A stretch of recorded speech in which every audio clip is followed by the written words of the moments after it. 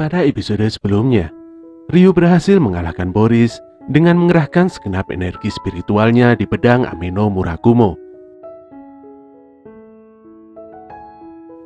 Tanpa diduga, Boris yang telah kalah malah dibunuh oleh Michael.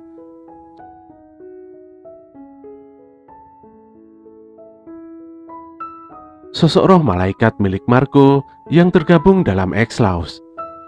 Tindakan X-Laws yang serampangan membuat Yoh sangat geram. Walaupun dalam beberapa kasus, tindakan X-Laws memang benar. Namun Yoh tidak menyukai cara kerja mereka. Sayangnya, kekuatan Yoh saat ini masih di bawah rata-rata. Lebih parahnya lagi, pedang Harusame miliknya malah patah karena menantang keberadaan X-Laws. Sebelum memasuki isi cerita, seperti biasa, buat kalian yang baru saja datang silahkan untuk subscribe channel ini. Dan jangan lupa untuk menyalakan notifikasinya supaya kalian tidak ketinggalan info terupdate dari kami. Baiklah teman-teman, langsung saja, inilah Shaman King episode 18.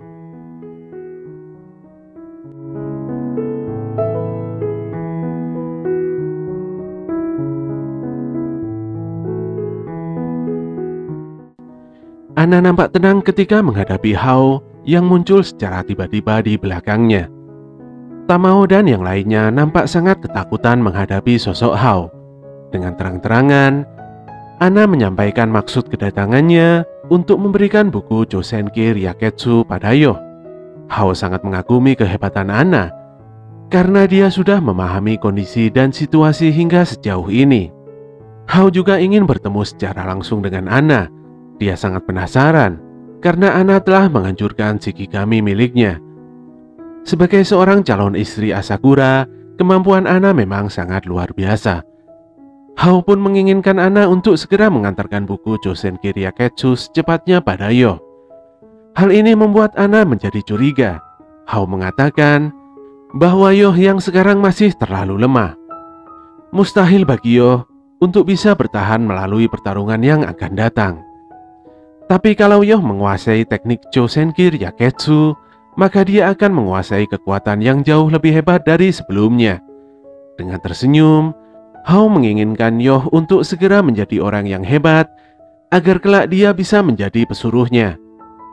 Anna tidak mempercayai ucapan Hao. Dia hanya ingin agar Hao segera memberitahukan di mana Yoh berada saat ini.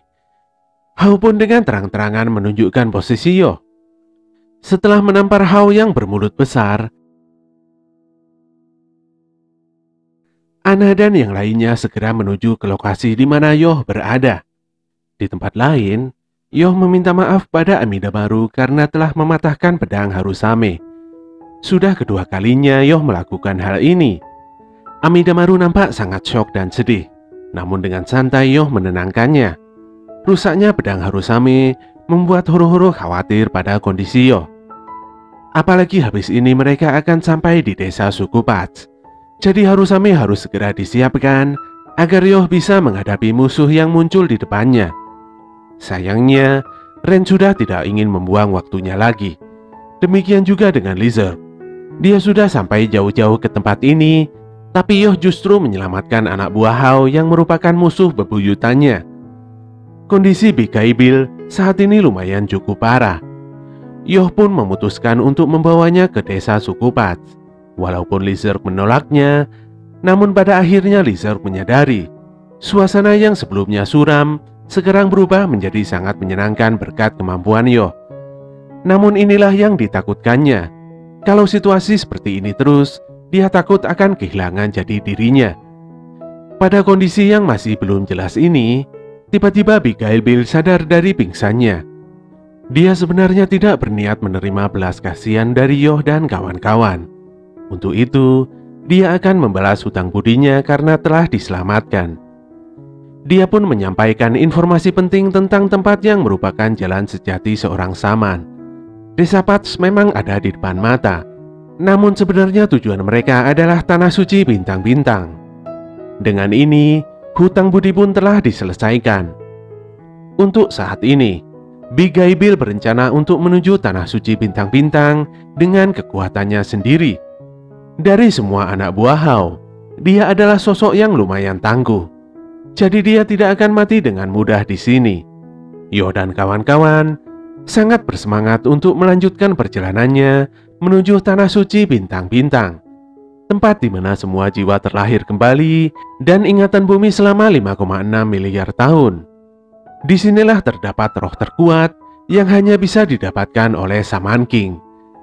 Yoh pun secara tiba-tiba pingsan ketika memandang cahaya terang di depannya. Dia mendapatkan vision tentang ingatan planet ini yang bersemayam di dalam lubuk hatinya.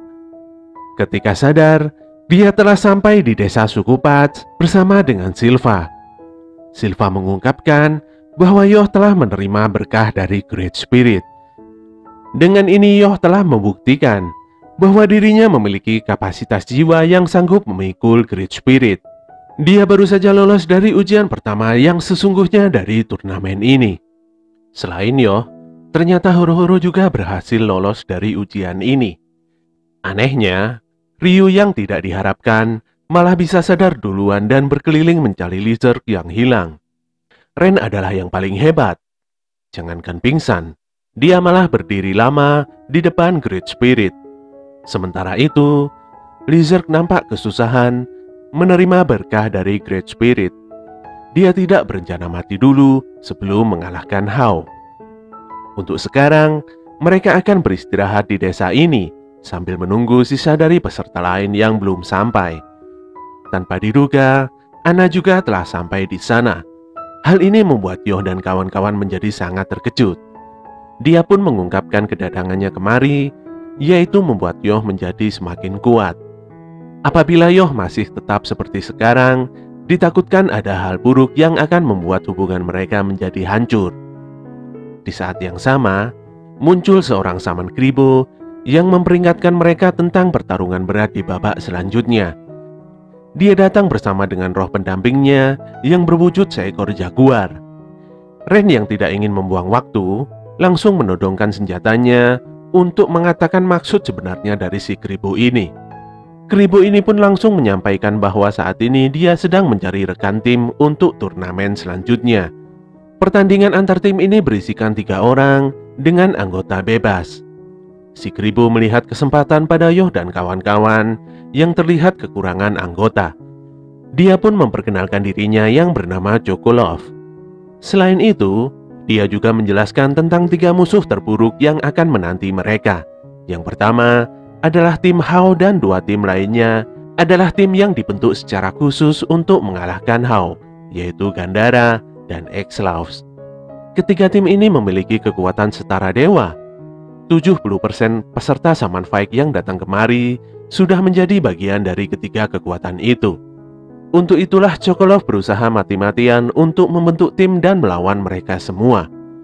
Dia juga mengungkapkan impiannya yang ingin menjadi seorang komedian top dunia. Yoh pun tidak merasa keberatan jika Chocolove bergabung bersama dengan kelompoknya. Dengan santai, Ren memutuskan untuk memasukkan Chocolove dan Horo-Horo ke dalam timnya.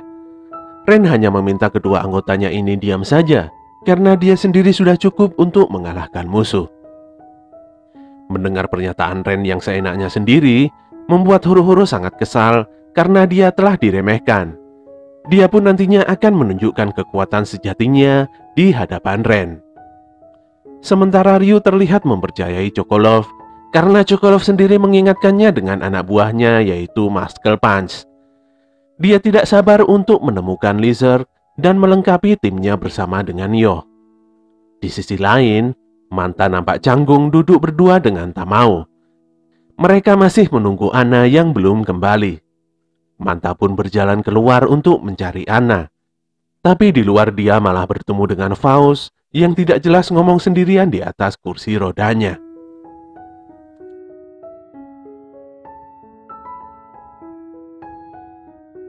Oke teman-teman, itulah akhir dari cerita Shaman King episode 18.